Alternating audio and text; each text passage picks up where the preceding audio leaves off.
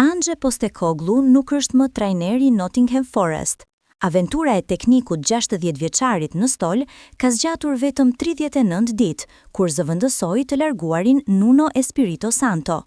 Humbja e fundit ndaj Chelsea në shtëpi, me rezultatin 0-3, ka rezultuar fatale për Postecoglou. Trajnerit i është komunikuar menjëherë shkarkimi nga drejtimi i ekipit. Kjo është aventura më e shkurtër për një trajner në historinë e një klubi të Premier League gjatë sezonit.